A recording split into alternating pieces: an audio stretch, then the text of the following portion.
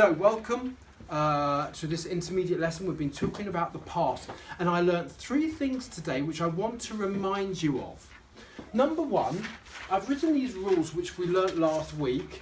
I was driving down the road when suddenly I saw a zombie. When comes before the past simple?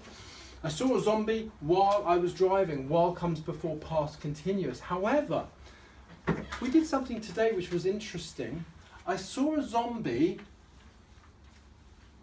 when I was driving. And it worked. It sounded absolutely fine, no problems. So remember, with this one, you have got a choice. I think that would probably work all the time. So the rule is while before the past continuous, when before the past simple, but there seems to be a way that you can change it around and it works. So that's the first thing I learned today. The second thing I learned was over here. We were going through a piece of information and somebody asked, well, how do I know if it's regular or irregular?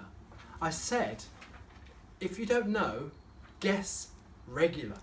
Just guess regular and add the ed at the end, because we have these irregular verbs, these 200-300 irregular verbs, but we have thousands and thousands of regular verbs. So if you want to write a verb in the past and you're not sure and you haven't got a way to look it up on your phone or a dictionary, guess regular.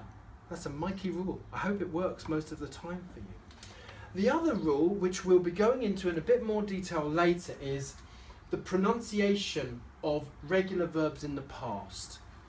Most end in this sort of t sound. So you go from work to worked, and you add this t sound.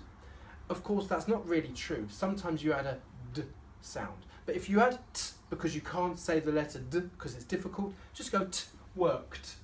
So for stay, the correct pronunciation would be stayed. But if you said, oh, I stayed there yesterday, it would be okay. The thing is, some of these, when I said, could you say the word want in the past, you said, well, it's want, because you couldn't add that t sound. So if you can't add a t sound to make it into the past, that's where you need to add the id sound. So wanted, started. So sometimes you need to add an extra little id sound so that we can hear that it's different to the present. Okay, so those are the 3 things I learned today. Thank you.